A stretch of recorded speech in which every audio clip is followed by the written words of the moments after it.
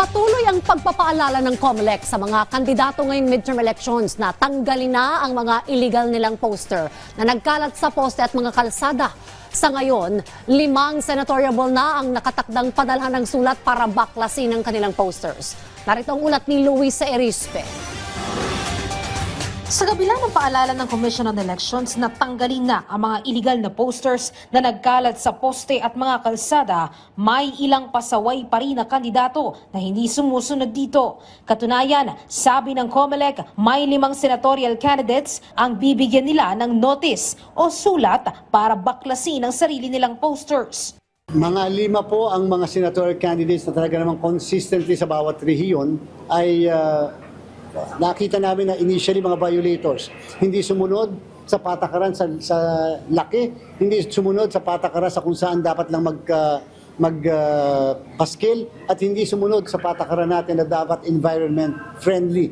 Bibigyan lang ang mga kandidato ng 3 araw para baklasin ang sarili nilang posters. Hindi na anya uubra ang mga palusot na hindi naman sila ang naglagay ng mga tarpaulin. Dapat may kusa na ang mga kandidato na magtanggal ng illegal na posters. Kung hindi naman sila susunod, kaso ang pwede nilang kaharapin. At pagkatapos po ng notice to remove at hindi sila nag-comply o sumunod, tumalima sa pinag-uutos sa kanila ng local COMELEC natin, sila po ay magpo-forward na sa atin na recommendation na ang mga kandidatong ito ay filean ng mga tinatawag na election offense o disqualification. Kahit naman sa party list, nakatutok din ng COMELEC at iisa-isahin din nila ang mga hindi sumusunod ngayong kampanya. Samantala, habang umiiral naman ang campaign period, laganap na rin ang mga modus at mga grupong nag-aalok sa mga politiko na makapandaya sa darating na halalan. Ang panibagong modus naman ngayon ay ang alok na invisible shade sa balota. Paliwanag ni Chairman George Erwin Garcia, ang siste umano nito, nag-aalok ang grupo ng pre-shaded na mga balota na pwede nilang iimprenta. Ngayon daw, yung printing ng balota may secret na shade na so that kung nakashade na yung isang kandidato, yung kandidato na hinihinga nila ng pera, pag shinade therefore yung boto para doon sa kalaban ng kandidato, magiging walang result, walang boto makikredit. Panawagan naman ng komisyon, huwag maniwala ang mga kandidato, lalo na ang publiko sa naturang modus dahil napaka-imposible na makapag-imprenta ng pre-shaded na mga balota.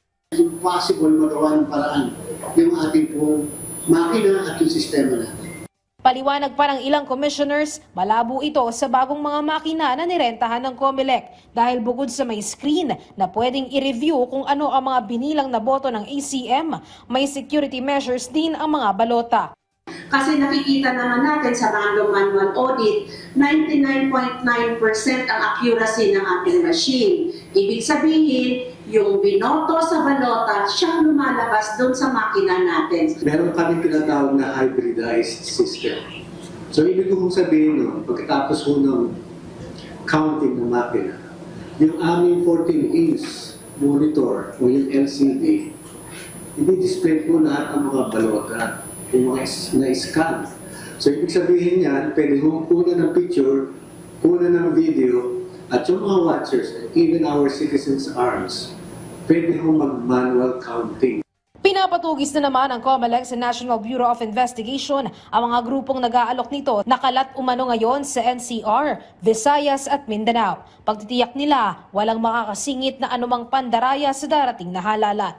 Luisa Erispe para sa Pambansang TV sa Bagong Pilipinas.